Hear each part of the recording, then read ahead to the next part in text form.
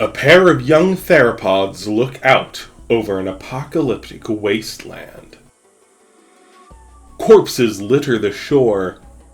The air is thick with the smell of rot. Mud is churned under every step as 1,000 carnivores vie for their share of the desolation. To Tenir'ha and Baru, some of these hunters are familiar.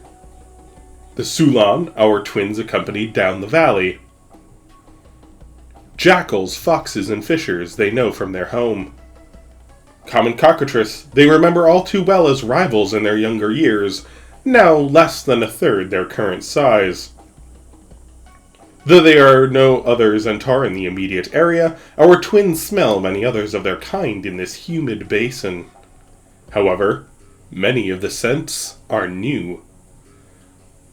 100 unfamiliar plants compete for processing in our Megaraptorans' minds. Ginger and willow, lily and hops join many of the familiar horsetails, ferns, conifers, and birch trees. It's not the strongest scent, but they do note 3 species of enormous cypress trees which roots span 12 meters, holding together the muddy ground and submerged sediment of many islands and channels. Mammal and theropod predators that smell much more potent than the small size they are used to. Perhaps the strangest of the scents is a large bird saturated in decay. The predators they see scavenging, those many corpses, are new to our twins, but we have their names. Amidst the cockatrice and jackal, there are a few dark-furred hyenas, a red panther. A trio of lions are crouched over a corpse of a massive pikefish. There is even a cockatrice of staggering dimensions, well over half a ton in weight. This black cockatrice is not a resident of the muddy woods. He crouches over on lanky shanks, wings spread in a desperate gambit of stability while his narrow jaws saw into the corpse of a catfish, which in life likely exceeded his mass. He's built for dry forests and solid ground, but the bounties here are too alluring to pass up. Though the scene before them appears to be an ecological cataclysm, and for some it certainly is, this is merely the consequence of the waters receding. The highland glaciers are freezing, not melting, and the storms haven't been through in 2 months, just a few scattered showers. All this means that many tributaries have been greatly reduced. However, despite all this, there's still a tremendous abundance of water pooled at the feet of the surrounding hills. This is because of tectonic activity hundreds of miles away. As the mountain range of southern Arvel rises, its great weight has made the once level continent bow slightly down. Many rivers still flow out to sea 1,000 miles to the north, but this is one of many such basins at the feet of these mountains that collect water. It's not flowing anywhere by this point. The waters are now too shallow to continue their flow into the other rivers out to sea as it does during the wet season, and thus many vast lakes form and are stagnant. However, not all of these lakes are stale. Some maintain a flow from uphill and empty into the main lakes. These lakes are new to the grand timeline of Kaimere, but have become a vital source of drinking water in grassy surroundings. Beaver lakes. These diligent rodents construct dams at several points along the river, contributing to the basins. This climate is about as warm as beavers can tolerate. Our twins have encountered a few beavers up in the mountains where the trident deer spent their summer, but are not as common. Here, there's a few beaver lakes at the end of each river contributing to the basin.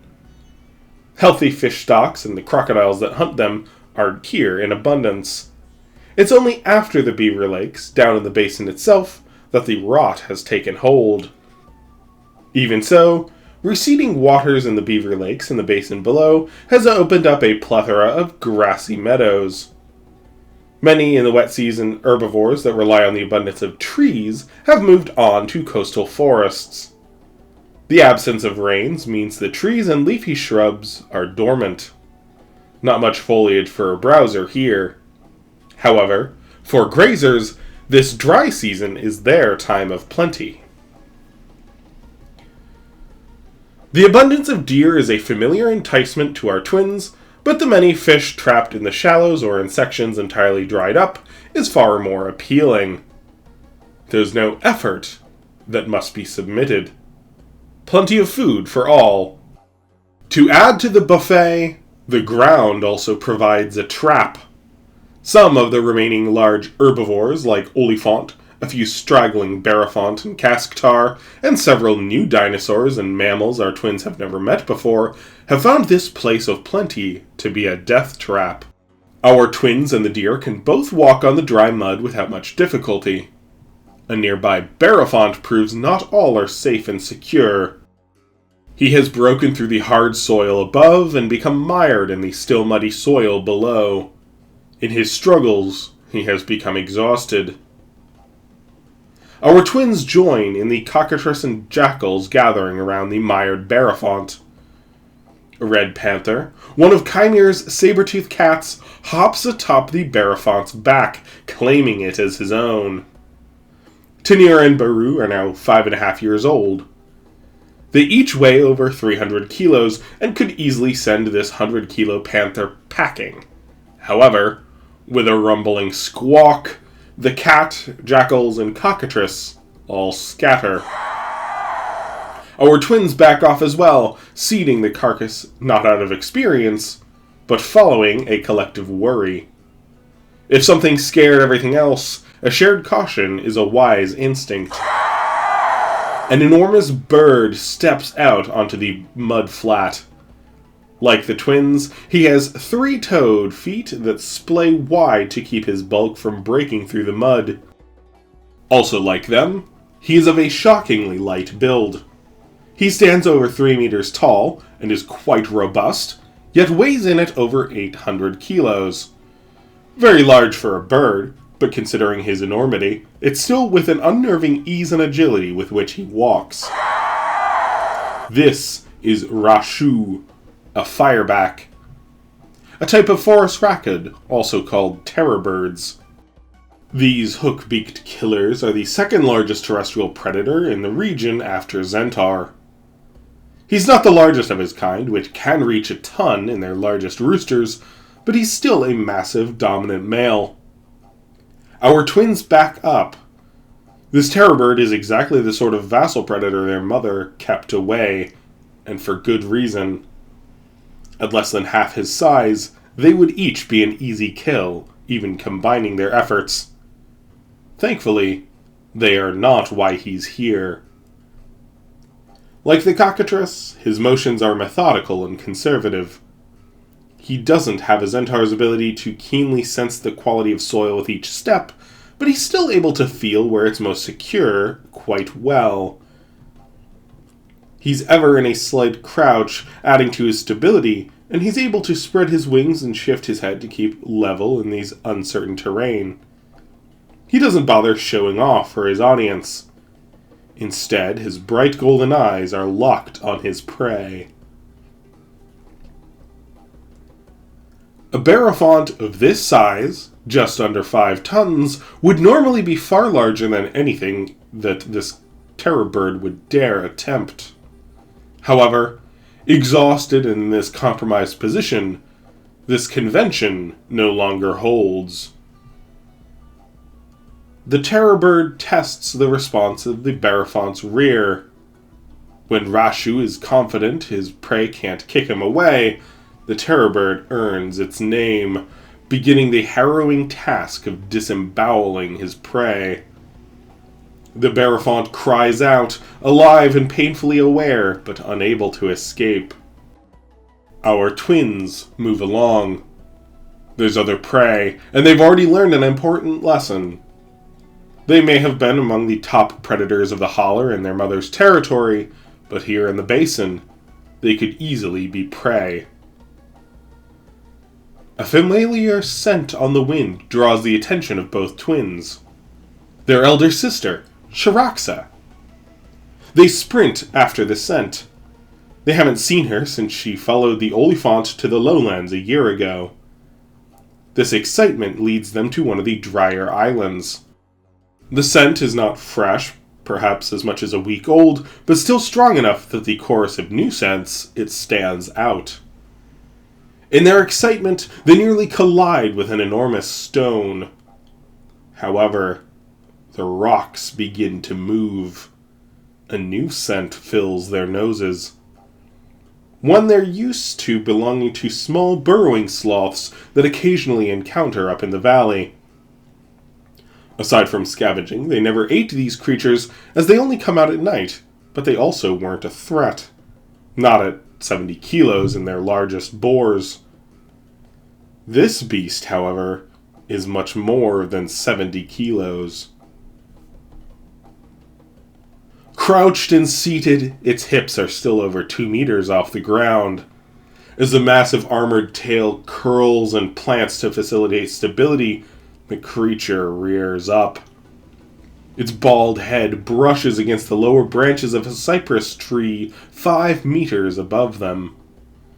The creature inhales deep as it looks down upon our twins. While it is the size of a young titan, its breath is of a singular pull and exhale. Arms each the size of our twins flex out slightly as the enormous beast steps to the side of its crescent feet. Long ivory tusks catch the flecks of light shining through the canopy as the stranger snarls and takes in our young theropods. This is a gore, a sloth, and one of the largest terrestrial mammals in Kaimere.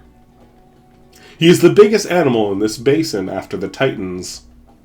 At 13 tons, he is large for his kind, but not unprecedented. Like so many beasts, he came here to indulge in the staggering abundance of foliage that grows in the wet season. It may be tempting to think he hasn't left on account of the slow nature of sloths, but not only is he happy to graze on some of the new grass flourishing in the lower waters, the corpse at his feet is another reason to stay. It is a young Oliphant that perished from an injury perhaps delivered by Shiraxa, as her familiar scent lingers around it. She didn't end up making the kill or enjoy the spoils of her effort, though. She's long gone. To where, they do not know. The tremendous sloth is primarily an herbivore, but males especially will scavenge from time to time. He's been bulking up for the mating season while the basin was flush with vegetation. Females of his kind live in burrows in the highlands. Their dens, however, are in hills of dirt, not pebbled stone and bedrock like our twins just descended from, so he's got a long way to go. Soon he must depart. As his body swells with testosterone, he's inclined to remain for a little while and not only browse for foliage too high for most herbivores to graze the fresh grass, but also to take in some extra protein before his departure. Thankfully, though, he's not interested in our twins. They just startled him. However, he's not comfortable with them sticking around either. At his size, Zentaur are the only predator he needs to think about, and their scent is irritating. With a rumbling bellow, he sends the twins into a hasty retreat. Eventually, after having their fill of whatever fish or stranded creature they can find, our twins settle down for the night. The next few days are easy living. They find plenty to scavenge. Once the sloth moves on, they enjoy exclusive access to the Oliphant he was eating. He lacked the tools to get the best organs, so they actually get a few good meals in before a large, unrelated Zentaur of around 3 tons approaches, hisses, and sees them off.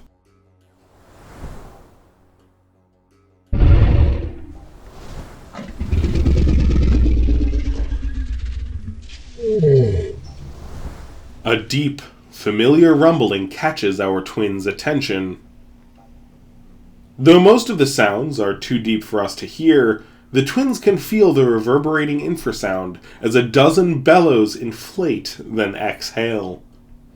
The distinctive breath of a titan. Unlike the level chorus of Shakanaru they remember from the valley, this breathing is jittering, uneven. Several chambers of his lungs fill with delay.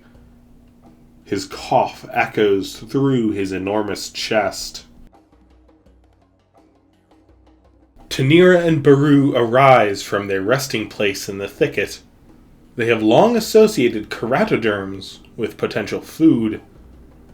Not the titans themselves, of course, but the many creatures that follow them at every step, feeding on the churned-up grubs and refuse of titans' messy foraging. They jog up the nearby hill to see. This is a large adult male. At 54 tons, he's more than twice the size of Shakanaru when last our twins saw him. He walks on dry banks, now a grassy meadow, but ignores branches that might be accessible. He's not eating. Though he has hundreds of scars across his weathered enormity, several fresh wounds draw attention. His face and neck are torn. Back and chest have penetrations of varying depth. Some of these must have punctured lungs and air sacs throughout his body. However, worst is his belly. Several ribs are bent and broken, and numerous lacerations expose his organs in the soft patch between his last rib and muscular thigh. Though it looks as horrid as the wounds delivered by Vautru when the twins saw their mother's mate attack Shakanaru, there is no scent of Zentaur in these wounds. No, these injuries were dealt by a far more malicious foe, one of his own kind. 2 weeks prior, this bull challenged Rochahu, dominant male of this basin. He failed to best the old male and paid for it dearly. After grappling and subduing the titan now before them, Rochahu used the claws of his hind legs to open this bull's belly where torso meets his left leg. The wound is festering. Necrosis spreads, opening the injury further. Despite what must be an agonizing collection of wounds, the titan carries on. Behind him, no doubt drawn to the scent of decay, is the largest centaur our twins have ever seen.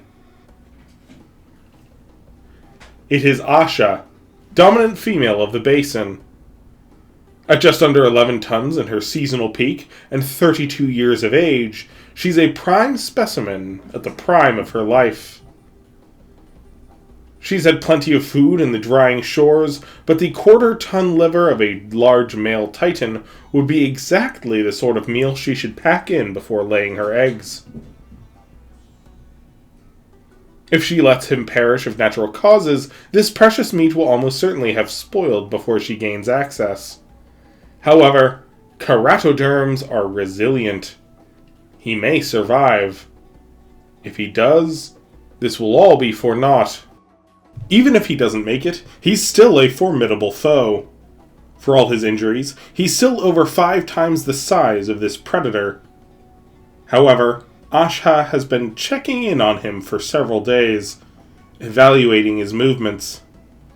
This may be a narrow window for her to act, but she's increasingly confident.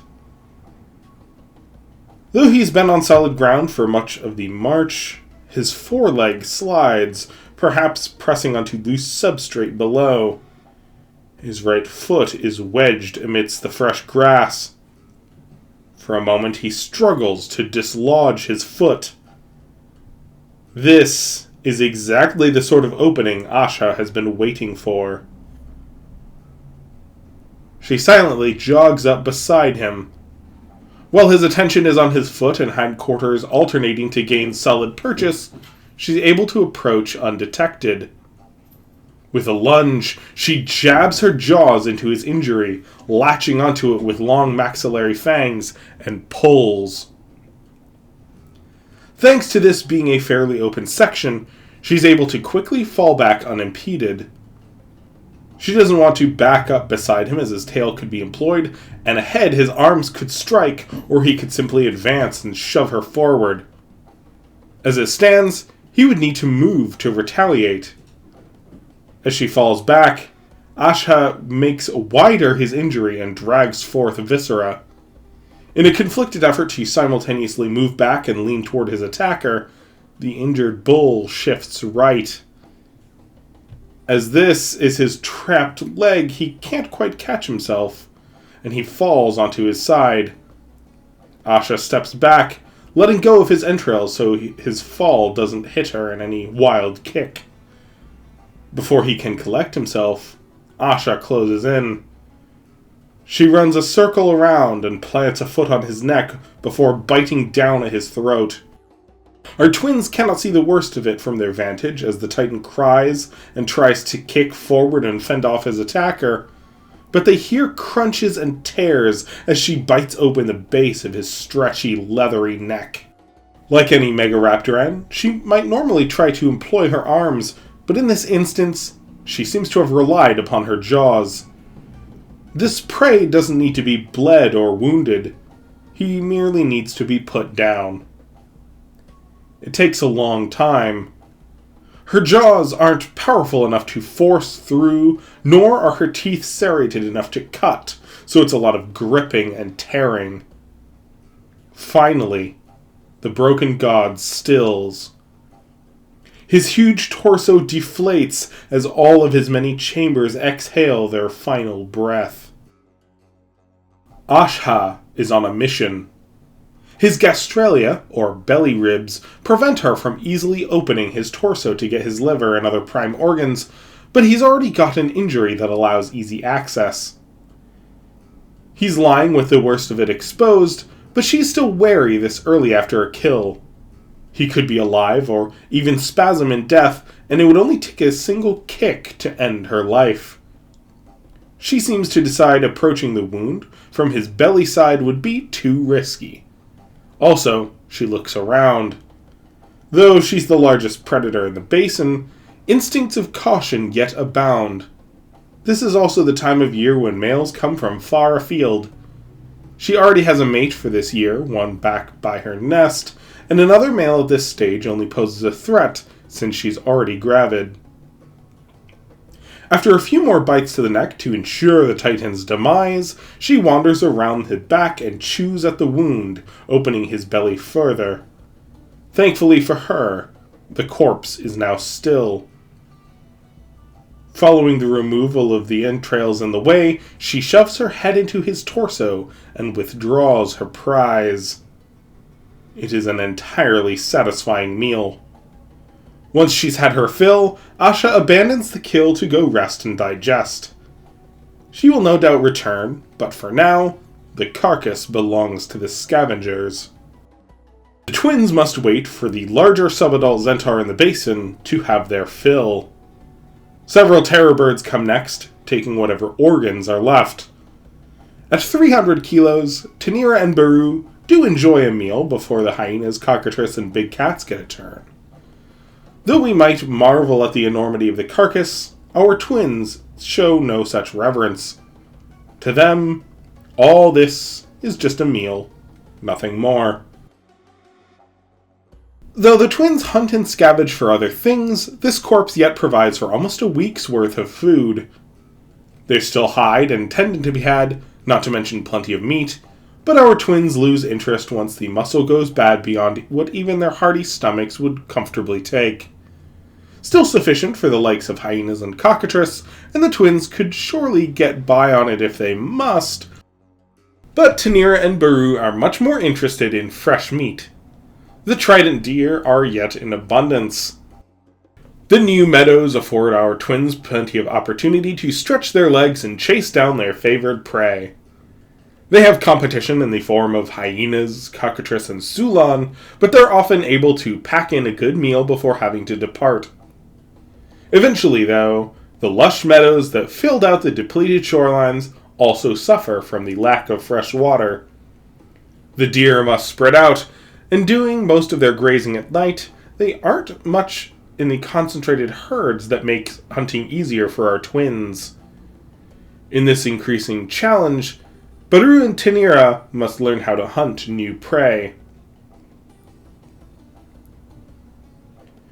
2 daytime herbivores in viable size ranges become potential contenders for their new favorite prey.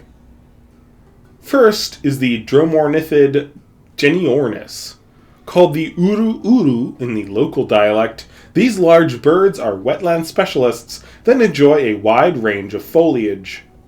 Foraging during the day puts them in danger of Zentaur and terror birds, but they tend to favor denser forests than these predators often comfortably traverse. While there are cockatrices in the area, they're generally quite rare, as they don't like this muddy ground. Big cats and hyenas in the basin usually hunt at night to avoid the larger competition, so the uru uru seems to have generally found a proverbial Goldilocks niche of predator avoidance. However, Zentaur, or in the side range of our twins, are perfect to take them down. The birds have a formidable kick and painful bite, and are surprisingly swift despite a ponderous appearance. If caught from behind, though, they go down easy enough. Another prey animal that draws the attention and effort of Tenir'ha and Baru is the tartan slinghorn. Males of this protoceratid are large enough that our twins must work together to bring them down. Unusual for the local ungulates, they forage during the day. Like the uru uru, slinghorns forage in dense forests to avoid predators, but our twins get quite good at catching and killing them. They also steal kills. While the mobs of hyena and cockatrice can still pose a threat, cooperation gives Baru and Tenir'ha a much better chance in these circumstances than they would on their own. Sometimes, though, their efforts are thwarted. Hyenas aren't common here, but they tend to stick together. Sulan are more abundant, and they seem most comfortable defending their kills from the twins. Halfway through the dry season, the twins are surprised by a large male lion who charges their feast of a slinghorn doe. The lion grabs their kill and quickly scales a nearby plane tree with it in his jaws before they could return. Tenir'ha especially expresses frustration, remaining at the base of the tree and several times trying to leap up and grab carcass or cat, but it is all to no avail. The lion has his meal and falls asleep in the branches. Along with the giant birds and slinghorn, our twins get a lot of calories from fish. Nest raiding is also partaken. They don't search for nests, but when they come upon them, Tenir'ha and Baru have their fill. After 4 months of the dry season, our twins are approaching 350 kilos. They might not get as many large meals as when they summered in the mountains with the trident deer, but there's still an abundance for those curious enough to explore. A similar case of mistaken identity, as happened with the sloth, comes in the form of raiding a caiman nest. At first, the twins assume it is a similar species to the Highland caiman they knew back in the valley. Large enough to be a threat if you're not careful, but both twins have killed their share of caiman, and they usually don't have much to worry about. Crocodiles smell different enough, and those they know to avoid, but caiman they consider prey. However, it's not a few footsteps toward the nest that they hear a deep hiss. The mother guarding this nest turns to face them, opening her broad jaws just enough to show a full set of teeth like rail spikes. At 6.5 meters and nearly a ton in weight, this female Hurgatar is a caiman larger than the biggest crocodile the twins have ever seen. They slowly step back as she stares them down. All it takes is a second hiss, and the twins turn to flee. Now that they know the scent of these giant caimans, they begin to realize this female was only a fraction of the size of males, who almost never seem to leave the water. A male passing by is almost 9 meters long. Amidst the vast catalogs of scent our twins retain, they now add caiman to a growing list of animal groups they once assumed were all small game based on what they knew from the hollers and valley, but include enormous members here in the basin. Unfortunately for Baru and Tenir'ha, the most overt herbivores in this basin are the ones who don't seem to have much to fear. Most browsers left long ago, but the most common animals in this niche are the titans. Keratoderms tend to prefer stable, dry soil, but that they can handle mud or uneven terrain better than one might expect. Though immature titans often congregate with others of their own age, it is not uncommon for mixed-age herds to form. The youngest titans at the moment are nearly a ton and heavily armored, so well beyond what our twins would dare attempt. One evening, after a frustrating chain of failed hunts, our twins are interrupted by a troop of 5-ton young titans. Their thicket is trampled, though, as these young keratoderms try to get at a red cedar the twins were resting below. Rather than express any frustration this time, the twins flee. Another impractical option is the equally armored parankylosaur called the Majanook. While adults can weigh up to 4 tons, their encounter is with a 2-year-old subadult weighing only half a ton. Like keratoderms, young are much more heavily fortified than adults. She only has enough gaps in her lamellar to enable movement. Also like keratoderms, her tail is powered by enormous muscles and ends in a cluster of horn-covered osteoderms. Adult Majanook turn these into formidable weapons, with males growing especially large to use against one another. Her tail could still easily break the bones of a young Megaraptoran, though. Adult Majanook prefer dry forests, but they lay their eggs in wetlands such as these, and our young cow is still able to find plenty of food. Her hammered-shaped nose spreads her highly sensitive nostrils wide, enabling her a very efficient ability to hone in on her favorite taproots. Long claws and a shovel-shaped head makes her well built to dig up such nutritious flora. She also feeds on a variety of buried eggs. Like many herbivores, she's happy to incorporate some extra protein when it's easy to collect.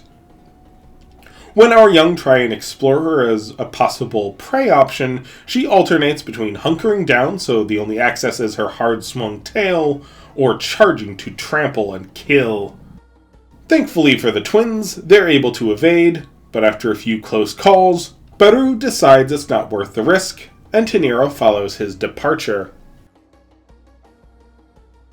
Finally, on their 5th month without rain, distant thunder is a prelude to transformation. The first storm of the season rolls in without much fanfare. It's had to cross almost 1,000 miles of continent, so lost a lot of momentum. However, there's still plenty of rain, and the surface rises almost a meter over the course of several days between the rain itself and runoff from its many tributaries. With the rains come the time of hatching. Dozens of species of crocodile and dinosaur time their hatching to coincide with this storm. Not only does the rain mean there will soon be an abundance of food, and babies can swim while eggs cannot, there's also something to be said for safety in numbers. Most dinosaurs protect their young, but many like the Majanook and keratoderms instead play a numbers game. Each female Majanook lays up to 100 eggs in buried nests, so tens of thousands of tiny tanks now flood the waterways. Between the hundreds of titans that nested on Rochahu's hill, the other 2 large hills in the basin, and the many other subordinate titan cows which made their own lowland nest, there's also countless tiny titans crawling about. In addition to their armor, hatchling keratoderms have inflatable hoods that not only keep their heads above water when they swim, it makes them resemble a cobra. Not a guarantee of survival by any means, but making a predator pause for a second is often enough time for them to take cover. Unlike Majanook, titans do protect their own kind, so yearlings can often be instrumental in reducing infant mortality in these first, most dangerous weeks. Most crocodilians, elasmarians, and thescelosaurs also have a tremendous number of young, but are more protective parents. Not all species are diligent guardians, but most at least look out for their young for a few weeks. All told, there are suddenly many millions of new little archosaurs in the basins and its tributaries. Baru and Tenir'ha join many predators in feeding on this eruption of potential prey. With the flooding basin, the twins get isolated on one of the larger islands. While they have the strength to cross to the nearby shore, they've encountered enough crocodiles in their time to know the danger of all the shapes now swimming through the rivers and channels between. Some of the caiman they spot more than double the size of the mother they encountered a few months prior. Kaimere may be a land ruled by dinosaurs, and our twins vie with birds and mammals for scraps, but the majority of this basin is now ruled by the crocodiles. They may not know it, but they have missed their window to follow the trident deer back up the valley. The deer left when they first smelled the approaching storm. Most grass was already dead and dried up by this point, so leaving was the only logical option for them. Our twins still hunt uru and slinghorn, but the waters are now flush, and they can often scavenge drowned corpses or catch a plethora of fish as long as they approach the shore with caution. Their favorite prey may be gone, but new herbivores have arrived. Many fled the basin during the dry months, but with its renewed bounty, they have returned. Zentaur and Baru from the highlands, and kotar from the northern coastal forests. Hippos and elephant sloths have also come around. The size of these many giant drakes and beasts protect them from crocodiles, or at least most of the crocs. While there is a tremendous bounty of foliage, not many new prey items for our twins have arrived. Crossing to the islands is more treacherous than many herbivores are willing to risk. Perhaps our twins should have joined the Sulan in following the deer up the valleys.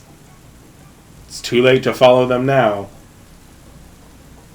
Thankfully, there's so many large herbivores to support large Zentaur that our twins are able to get by on a lot of scavenging. They must defer to terror birds and older Zentaur, but picking over what's left is still enough to supplement their diet. Watching older Zentaur bring down all of these new large beasts is also a set of formative experiences. Uru birds converge from many nearby areas and are now extremely common in the wetlands. They were already favored targets, but that preference accelerates. Loss of kills to terror birds is still an issue, but quickly removing and swallowing the legs whole or simply running off with a leg each in their arms proves a viable strategy. Several small species of Elasmarian are also abundant. There's also 2 species of antelope and a spotted deer the twins occasionally hunt, though these are all nocturnal, so can pose a challenge in that respect. Tartan slinghorns are more common with the rains. With males weighing up to 350 kilos, the slinghorns are now a perfect size for our twins as they approach a similar mass. For all the convergence of other large herbivores, titans actually become somewhat scarce. Young are still common, but most titans larger than a few tons have gone north to the drier forests. This wet season lasts for several months. It is very kind to Tenir'ha and Baru, who each now weigh close to 400 kilos by its conclusion. They must still defer to firebacks and old Zentaur, but they are quickly coming into their own. Eventually, the rains ease. There are still scattered showers, but the storms have ceased. The basin is still quite flooded, but it's not getting new water added to it on a regular basis.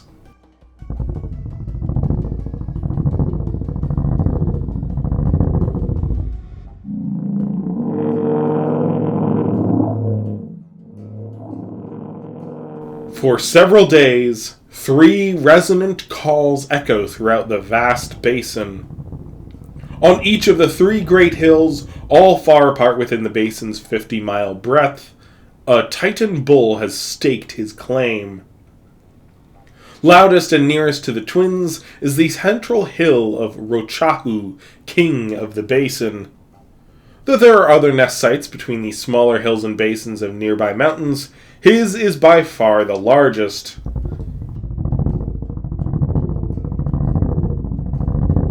This year, none dare challenge him. By the time the Titan cows lay their eggs a month after mating, the waters are lower and most of the large herbivores have moved on. As the trident deer return, our twins mark their first year in the lowlands. They focus on the deer once more. As Tenir'ha and Baru now weigh over 400 kilos, a deer a quarter their size isn't as satisfying as it was a year before. However, a meal is a meal. The twins spend another 2 years in the basin. They don't hunt deer the following year. When the rains come for their 3rd year in the basin, the twins weigh 600 kilos, doubling the mass of when they arrived. Their targets are increasingly large. Young of water buffalo, hippos, thescelosaurs and elasmarians, and adults of slinghorn and uru are their primary targets. They have become quite proficient in bringing down larger game than themselves, something they were hesitant to do in their younger years. This year, the rains come early. An especially daunting storm passes over the basin, dumping more water in a day than normally is added in a week this time of year. Though it's formidable, it's just the scattered eastern band of a 100-year storm marching up the Votak River over 1,000 miles away. The waters rise at extreme rates. Many creatures are washed away and drowned. By chance, our twins have made a kill at the base of Rochahu's hill, so we're able to oversee the devastation. In the subsequent days, more water rushed in from the west. It smells strange, different. While they're used to salt licks and indeed rely upon them from time to time, they're not used to salt in the water. They don't know it, but the source of this oddity is over 1,000 miles away. The chain of lakes and adjoining basins connect their waterways to the Votak River, which empties into the Trachayam Sea. It's not salt water they're encountering per se. This is far from the sea. This is not even fair to call it brackish, but backwater through the basins have made not only strange-smelling waters, but a host of new organisms. Marine fish, seagrass, and ocean crustaceans add to the olfactory revolution our twins encounter as they patrol the risen shores. Though it's crowded on the hill, there's enough drowned carcasses that our twins are able to share space and meals with cockatrice, panthers, firebacks, and other young Zentaur. There's also a glut of new fish for them to experiment with. The marine fish washed into the basin are lethargic by the water now mostly fresh through ample rainwater flushing out the overflow, so they are easy targets. Tenir'ha and Baru fish along the shoreline of Rochahu's hill. The flounder they've cornered in the shallows is a species they've now hunted twice before. Its salty flesh is a taste they are now quite fond of. So much so that they ignore the fresh hippo carcass a few paces away. Just as they close in, movement in the water behind them makes our twins turn and retreat to the shore. What they may have at first mistaken for a mass of rotting vegetation shifts and turns. A pair of gnarled, algaed branches rise from the water. With a slow exhale, the confounding shape coalesces into a familiar form. The head of a Megaraptoran. This is a kurajaku, largest theropod that has ever existed. Males attain this astonishing mass by being entirely aquatic. At 22 meters and over 40 tons of mass, this is an exceptionally large member of his kind. His body is entirely submerged. Only his head and algae-green feathers of his sail protrude from the surface. When our twins swim, they float. Megaraptorans not only have many chambers of their lungs and dozens of independent air sacs throughout their bodies, their bones are also exceptionally hollow. Little of this applies to the kurajaku. Though he is fairly close relative of our twins, his body has dramatically altered to specialize in the sort of aquatic hunting our twins now explore. His bones are quite solid, most of the air sacs through his bodies have atrophied, and his skin is astonishingly thick to culminate in negative buoyancy.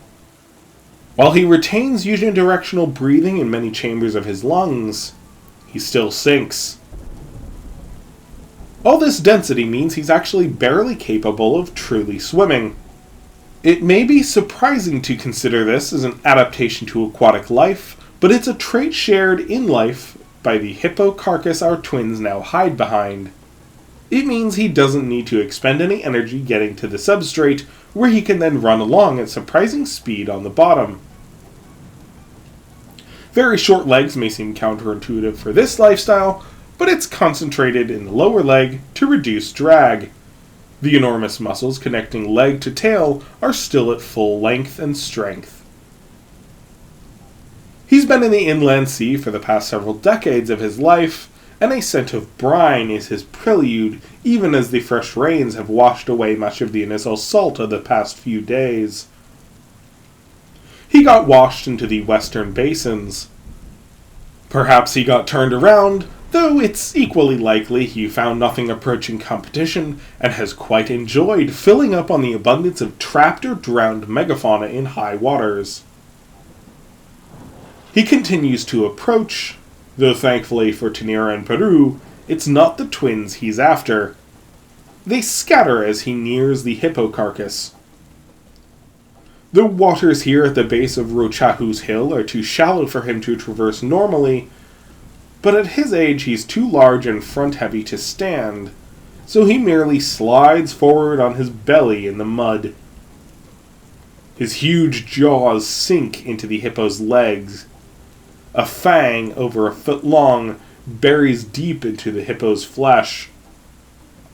Once secure, the kurajaku uses his fluked tail and massive arms to push back and retreat to deeper waters. Zentaur use their feet to stabilize while they feed. A kurajaku's legs are far too short for that.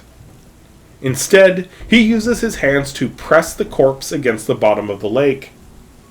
He strips the hippo's thick hide before gorging on its organs. After this, the enormous monster discards the rest. There's plenty more choice parts to be had, and nothing here dares challenge him. There's plenty of other basins to explore, though he enjoys several weeks of patrol, gorging on the best of anything within the rivers or around it.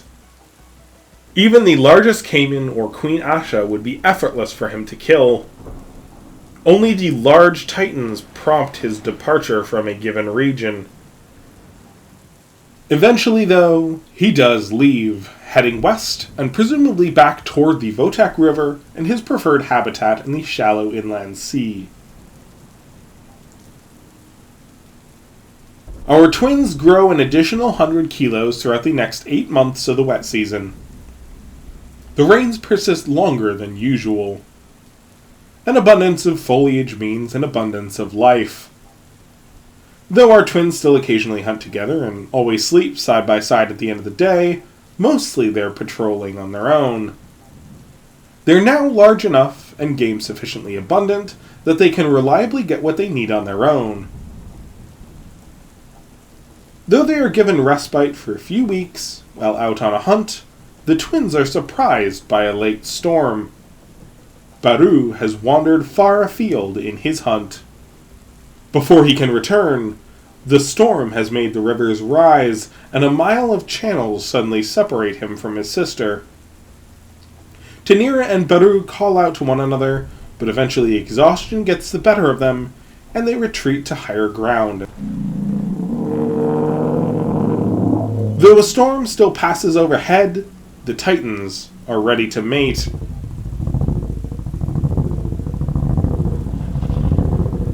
If they wait too long, it could cascade into late hatching and delays in subsequent less productive years. Nesting amidst the rain is undesirable, as they much prefer dry conditions for digging nests and incubation. But this high atop the hill, chances are good that the nests themselves won't fill and the eggs drown.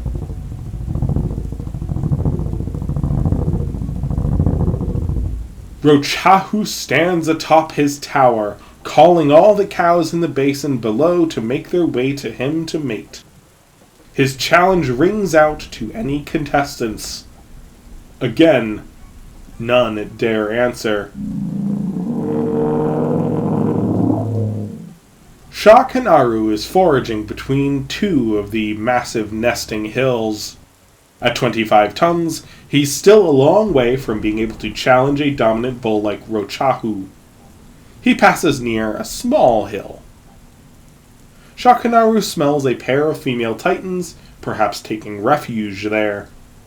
They are adults, but not themselves large enough to claim prime space on the main hills. Though male titans may have a reputation for violence, it is female keratoderms who commit the most regular violence upon one another with a far stricter hierarchy.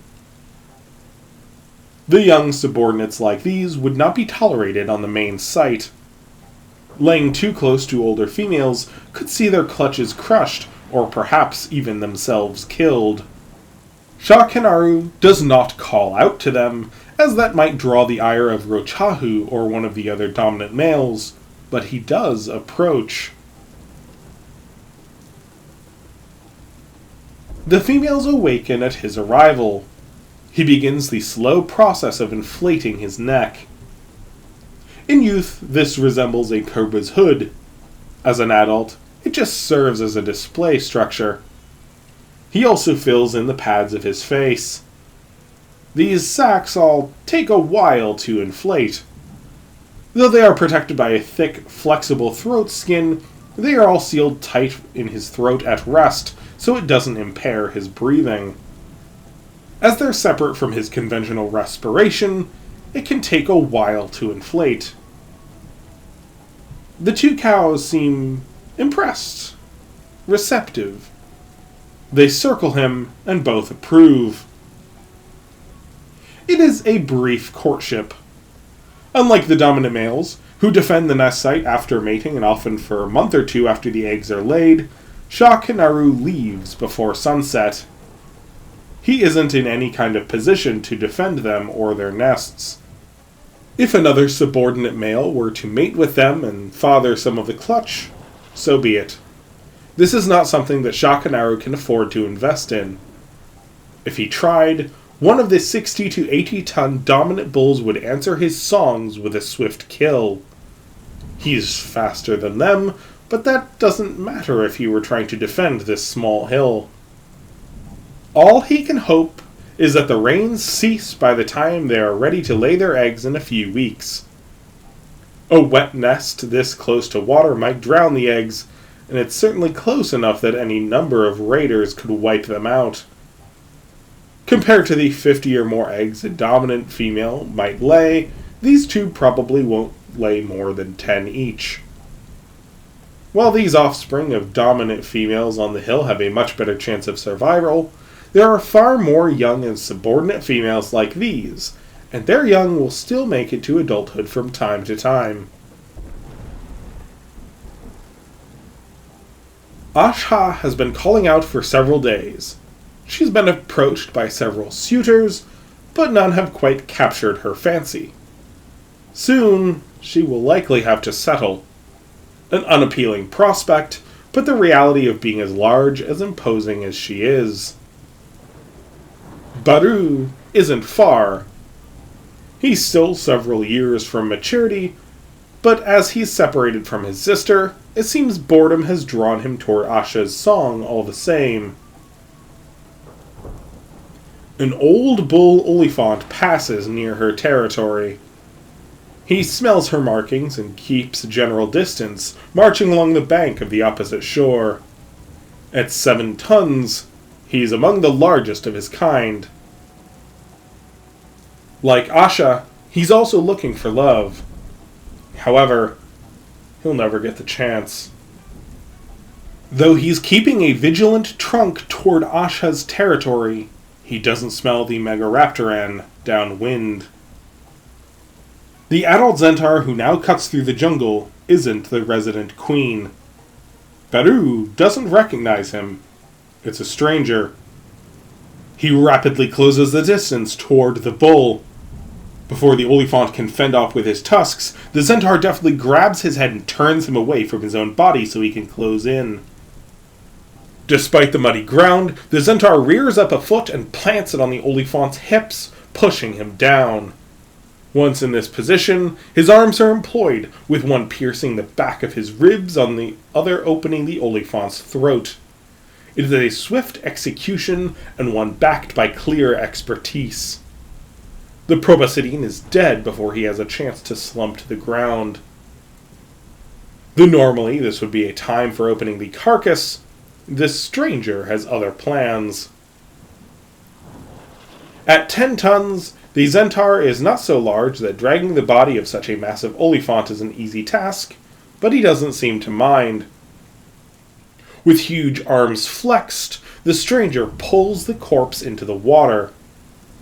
With the swamp lifting the load, he carries the carcass downstream. Baru follows along the shore, captivated. Soon, the stranger brings this massive offering to the vast beach of Asha's island. She is waiting for him on the shore. Though she begins a song, she hasn't introduced with a dance. That is normally up to the male to make the first physical impression. Baru watches from across the channel. Once the stranger has hauled the olifant corpse up onto shore, he then steps into her view. This is Tonbru. He's an old male. In his late 40s, he's still in good health, but he's certainly toward his twilight years. His body is covered in scars.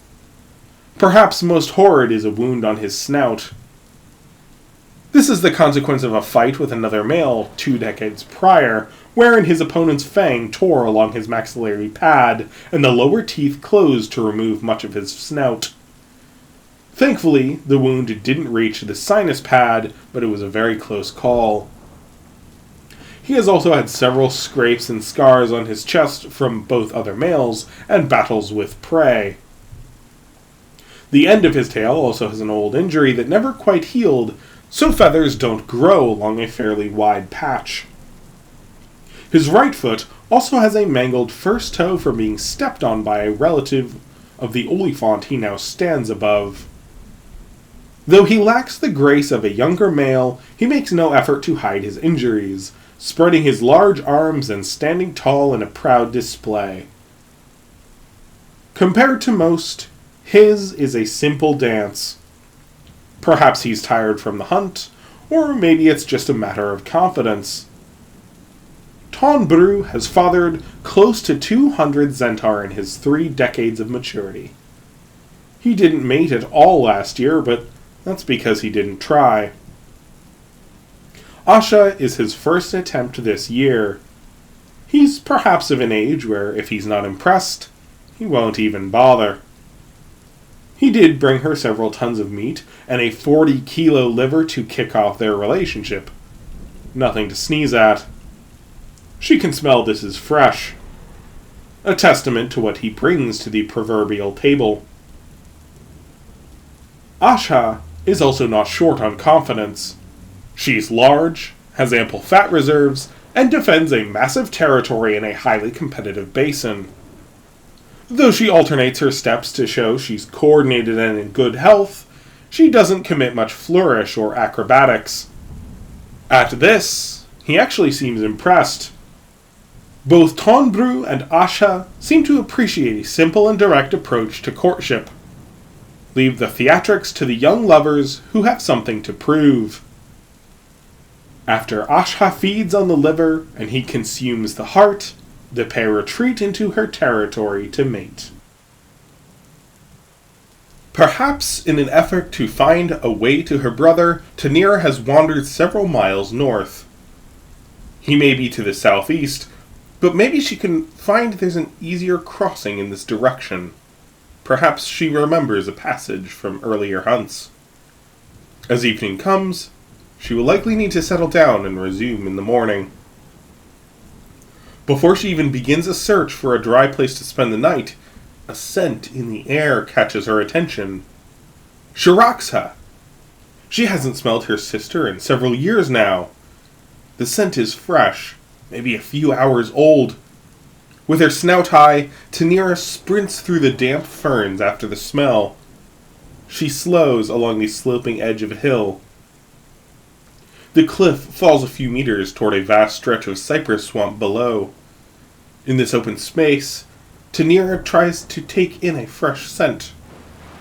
She detects it. Her sister was just here.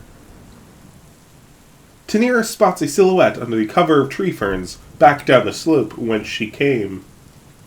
She turns and takes a few running strides before noticing the shape is off. In broad strokes it looks correct, but where there should be clawed arms she noticed long feathered wings. Instead of a long narrow tail, it is short and broad.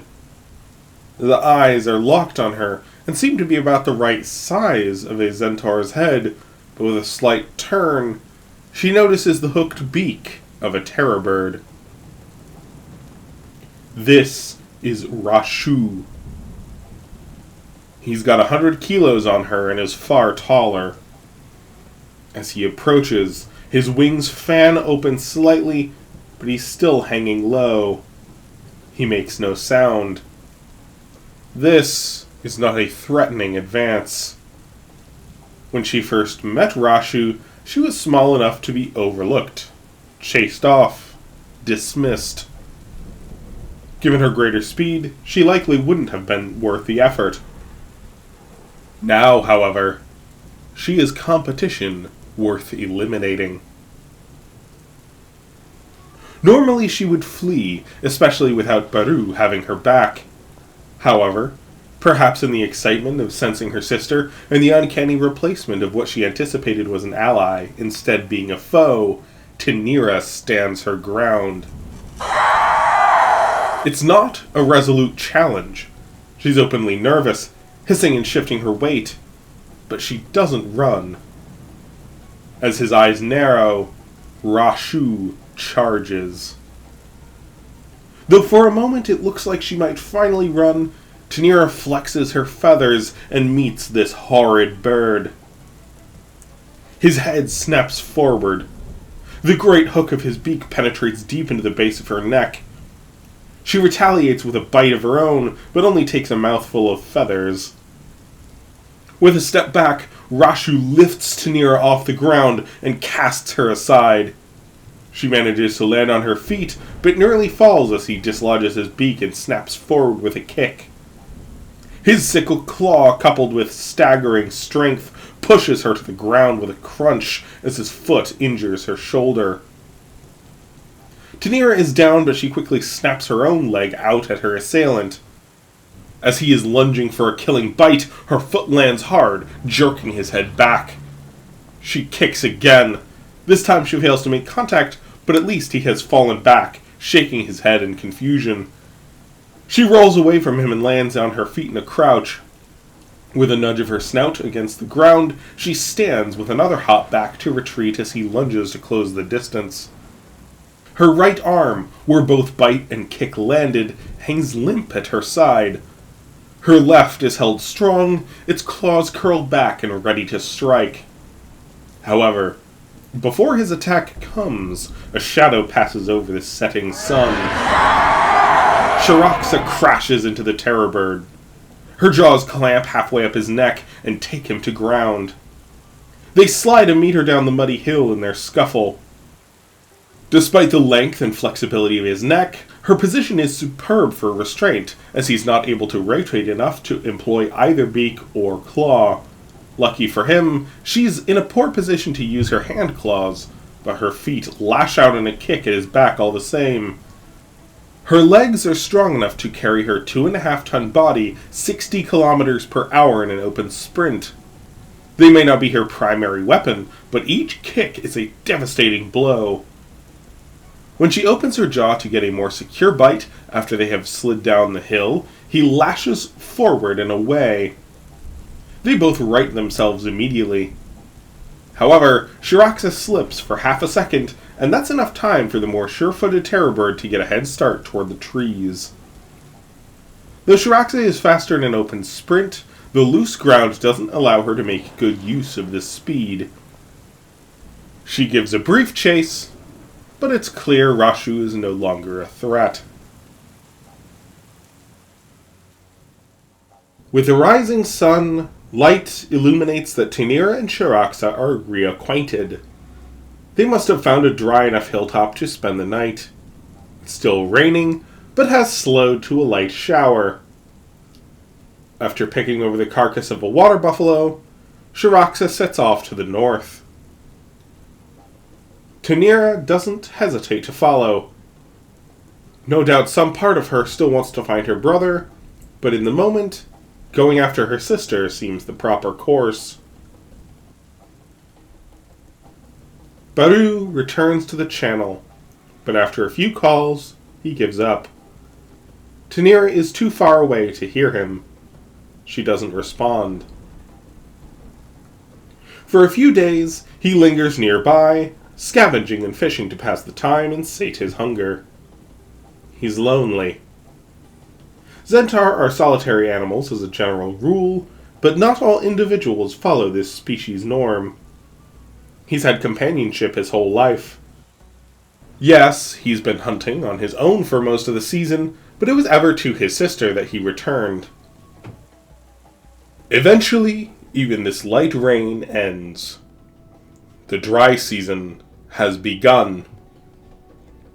For most, this is a time of hunkering down. Hard times are ahead. For much of the morning, Baru stalks a pair of trident deer, but they keep evading or passing into foliage too dense for him to follow. He's now 700 kilos. They would be a lot of effort to catch and provide at most a single meal, assuming he could even catch them. It seems he decides fishing is more worth his time. And so he finds himself at the edge of a channel on the shore of Asha's territory. Tonbru's courtship with the local queen has come to an end. Given her dominance, she doesn't seem interested in him seeing their eggs even to laying. In her eyes, he's just another mouth to feed. Not ideal on the eve of scarcity. He doesn't seem to mind. He knows he needs to leave. There's a brief window for his journey, and the window closes soon. After a long drink, Tonbru marches through the basin. He's headed south, not north. Baru follows in his wake. Normally, he wouldn't dare swim through the deeper channels, but Tonbru is a sufficient deterrent for even the largest caiman. They come to the mouth of a valley. It's not the valley Baru grew up in, but similar in broad strokes of sight and scent. Rather than winding southeast, this valley cuts directly south. This is not a route Tonbru uses often. Normally, he takes a pass further west. However, this is how he got to the basin this year, and this is how he'll depart. Baru has no idea where they're going, but he decides to trust this old veteran. One north, one south. Neither of our twins know it, but their lives are about to change.